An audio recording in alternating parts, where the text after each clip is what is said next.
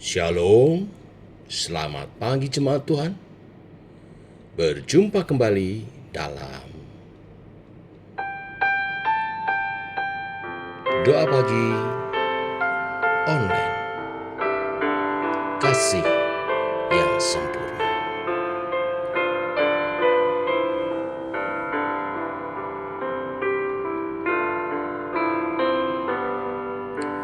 Kasih yang sempurna telah ku terima darimu, bukan karena kebaikanku, hanya oleh kasih karuniamu. Kau pulihkan aku, layakkanku untuk dapat memanggilmu Bapa. Kau beri yang ku pinta, saat ku mencari ku mendapatkan. Ku ketuk pintumu dan kau bukakan, sebab kau Bapa-Ku, Bapa yang kekal. Takkan kau biarkan aku melangkah hanya sendirian. Kau selalu ada bagiku, sebab kau Bapa-Ku, Bapa yang kekal.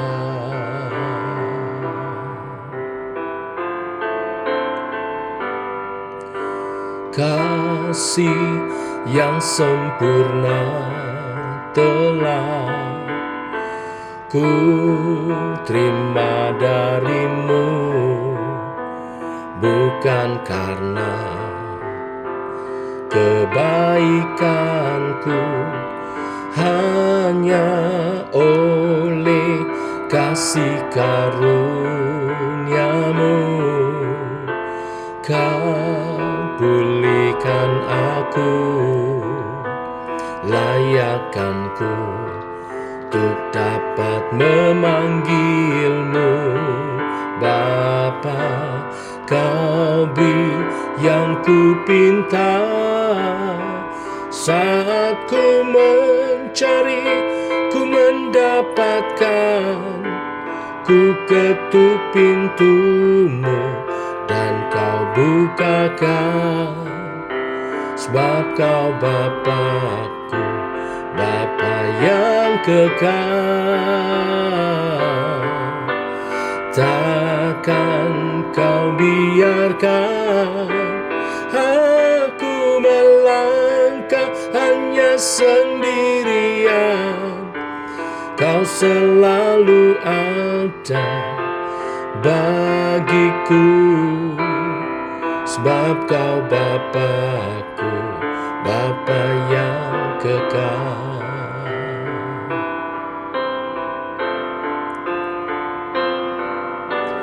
Kau beri yang ku pinta, saat ku mencari ku mendapatkan. Ku ketuk pintumu dan kau bukakan, sebab kau Bapa-Ku, Bapa yang kekal. Takkan kau biarkan aku melangkah hanya sendirian. Kau selalu ada bagiku, sebab kau Bapa-Ku, Bapa yang kekal. Kau selalu ada bagiku, sebab kau Bapa-Ku, Bapa yang kekal.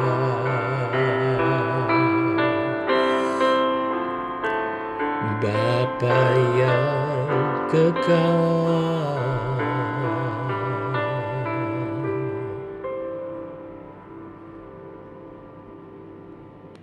Tiba waktunya untuk kami merenungkan firman-Mu. Firman-Mu lah suluh dan terang bagi jalan kami. Berfirman Tuhan, terangi jalan kami, tuntun langkah kami. Dalam nama Tuhan Yesus Kristus. Amin.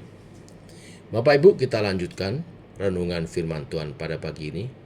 Kita masuk 2 Korintus pasal 1 ayat 1 sampai 2 Korintus pasal 2 ayatnya yang ke-4. Ya. Baik. Saya baca 2 Korintus pasal 1 ayat 1. Dari Paulus yang oleh kehendak Allah menjadi rasul Kristus Yesus, dan dari Timotius saudara kita kepada jemaat Allah di Korintus dengan semua orang kudus di seluruh Akhaya. Kasih karunia dan damai sejahtera dari Allah Bapa kita dan dari Tuhan Yesus Kristus menyertai kamu. Terpujilah Allah Bapa Tuhan kita Yesus Kristus, Bapa yang penuh belas kasihan dan Allah sumber segala penghiburan, yang menghibur kami dalam segala penderitaan kami, sehingga kami sanggup menghibur mereka yang berada dalam bermacam-macam penderitaan dengan penghiburan yang kami terima dari Allah. Sebab sama seperti kami mendapat bagian berlimpah-limpah dalam kesengsaraan Kristus, demikian pula oleh Kristus kami menerima penghiburan berlimpah-limpah.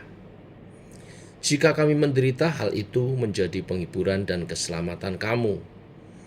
Jika kami dihibur, maka hal itu adalah untuk menghibur kamu, sehingga kami peroleh kekuatan untuk dengan sabar menderita kesengsaraan yang sama seperti yang kami derita juga.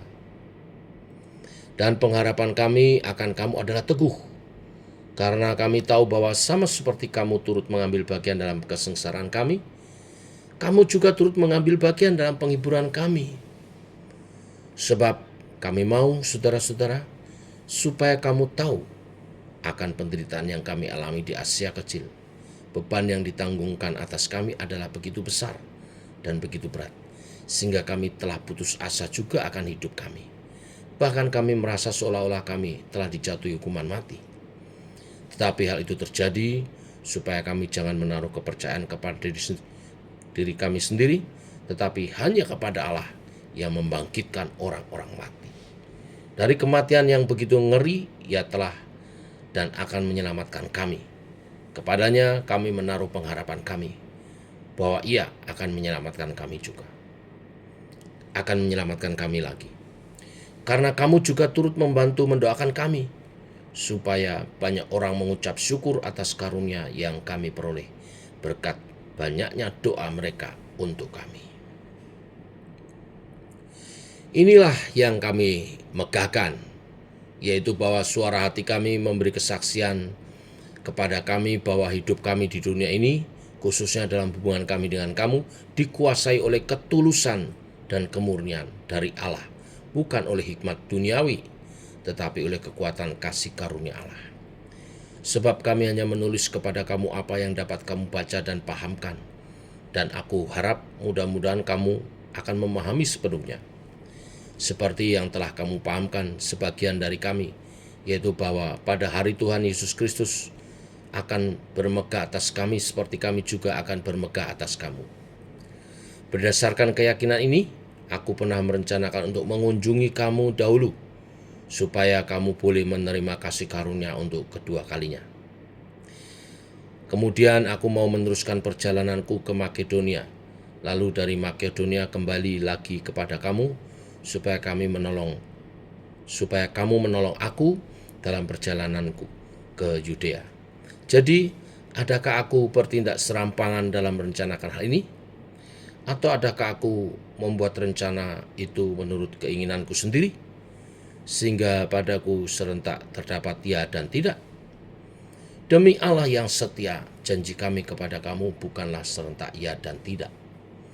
Karena Yesus Kristus, Anak Allah, yang telah kami beritakan di tengah-tengah kamu, yaitu olehku dan oleh Silvanus dan Timotius, bukanlah ya dan tidak, Tetapi sebaliknya, di dalam Dia hanya ada ya. Sebab Kristus adalah ya bagi semua janji Allah. Itulah sebabnya oleh Dia kita mengatakan amin untuk memuliakan Allah.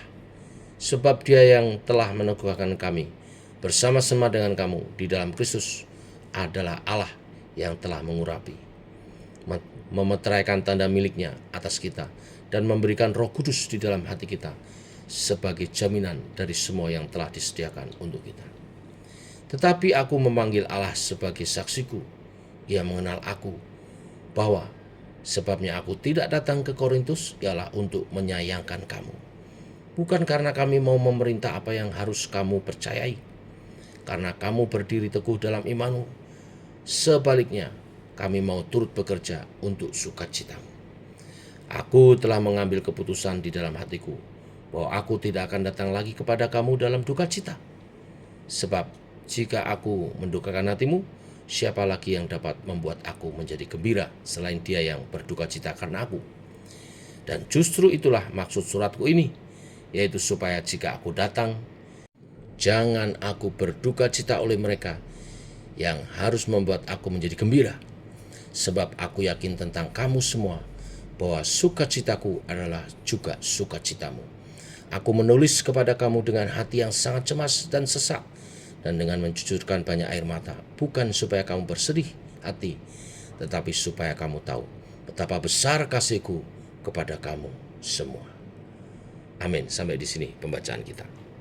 Bapak Ibu, surat Korintus yang kedua ditujukan kepada jemaat Korintus, diawali dengan penjelasan mengapa Rasul Paulus batal untuk kedatangannya yang ketiga kali sebetulnya ya.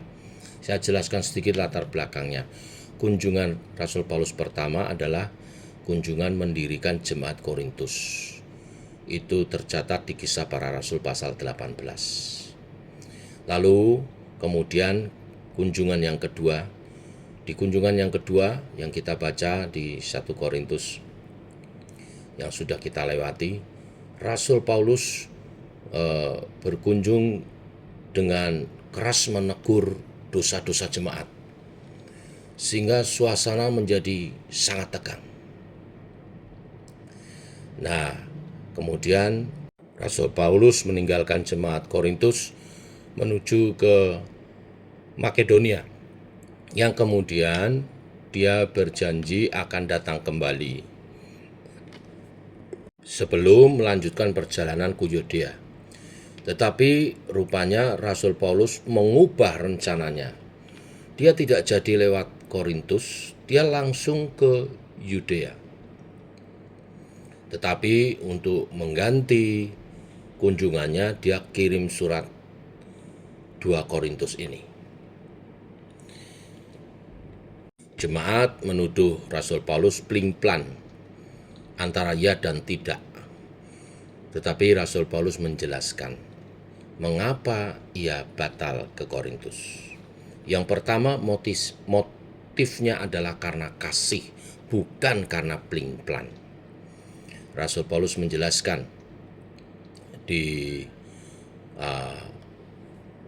ayat 23, Rasul Paulus menjelaskan, Allah menjadi saksiku bahwa alasan aku tidak datang lagi ke Korintus ialah karena aku mau menyayangkan kamu. Jadi Paulus tidak mau kunjungannya seperti kunjungan sebelumnya, terjadi ketegangan dan teguran-teguran. Paulus mau jemaat bertobat dulu lewat surat yang dia kirim, supaya kunjungannya nanti jadi sukacita, bukan jadi ketegangan bahas sidang karena dosa dan sebagainya. Yang kedua, Rasul Paulus mengapa batal datang dan mengirim surat? Karena Rasul Paulus menghormati kebebasan jemaat. Dikatakan di ayat 24, bukan bahwa kami mau memerintah atas imanmu, sebaliknya kami mau turut bekerja untuk sukacitamu. Jadi Paulus tidak mau memaksa jemaat. Paulus memberi waktu Roh Kudus bekerja lewat suratnya sehingga jemaat hidup dalam pertobatannya, dan ketika dia datang kelak menjadi sukacita karena bertobat, karena jemaat sudah bertobat dan jemaat sudah bertumbuh dalam imannya. Lalu yang ketiga, surat yang Rasul Paulus kirimkan ini, surat 2 Korintus, nantinya memang membawa pertobatan kepada jemaat. Artinya suratnya pasti berhasil. Jadi ini sebenarnya strategi penggembalaan. Kalau boleh saya ilustrasikan seperti seorang dokter bedah yang sudah membuat janji operasi buat pasiennya, tetapi kemudian dokter ini membatalkan jadwal operasinya karena dia mengetahui bahwa pasiennya sedang demam tinggi. Pasien marah-marah lalu berkata, "Dokter, kamu pelin-pelan." Tetapi dokter itu tahu kalau operasi dilaksanakan sekarang akan sangat membahayakan nyawa pasiennya. Jadi dibatalkannya operasi itu justru adalah keselamatan bagi pasien itu. Rasul Paulus sama dengan dokter rohani. Batal berkunjung sama dengan sayang jemaat. Dia ingin jemaat tetap bertobat, tetapi dengan cara yang berbeda. Dia kirim suratnya supaya dibaca dan dipelajari. Dan dia yakin Roh Kudus bekerja, sehingga melalui suratnya jemaat boleh bertobat dan imannya bertumbuh. Bahkan tanpa harus Rasul Paulus datang. Nah, jemaat Tuhan, dari kisah ini kita jadi mengerti bahwa Tuhan tidak pernah ingkar janji. Rasul Paulus menekankan dan menegaskan kepada jemaat di Korintus, Kristus adalah ya bagi setiap janji. Dia tidak pernah ingkar janji. Tetapi kadang Tuhan mengubah jadwalnya supaya janjinya digenapi dengan cara terbaik bagi kita. Percayalah, Tuhan membuat segala sesuatu indah pada waktunya. Bila kebenaran firman hari ini meneguhkan iman percaya kita. Mari kita berdoa. Bapa, kami mengucap syukur oleh kasih dan anugerah-Mu, rahmat-Mu baru. Dari surat Rasul Paulus yang kedua bagi jemaat di Korintus, kami belajar tentang kasih seorang gembala kepada umat gembalaannya, juga tentang penggenapan janji Tuhan dan kasih setia Tuhan yang ya dan amin, yang indah, yang tidak pernah gagal. Karena kami melihat bahwa jemaat di Korintus pun akhirnya hidup dalam pertobatannya, bertumbuh dewasa rohani, dan makin serupa Kristus. Walau Paulus tidak datang kembali, tapi suratnya oleh pimpinan Roh Kudus yang dibaca jemaat di Korintus mengubah kehidupan mereka. Demikian setiap kami, walau tidak berjumpa Yesus secara langsung, secara kasat mata, tapi kami membaca surat-suratnya, biarlah kami juga diubahkan hidup kami makin hari makin serupa dengan pribadi-Mu Tuhan Yesus. Berkaryalah sebagaimana Engkau berkarya dalam jemaat Korintus. Engkau mengubahkan kehidupan kami makin kudus, berkenan, memuliakan Tuhan. Berkati setiap umat-Mu yang pagi ini berdoa bersama. Dalam nama Tuhan Yesus Kristus. Amin. Demikian Bapak Ibu doa bagi kita. Selamat pagi. Shalom.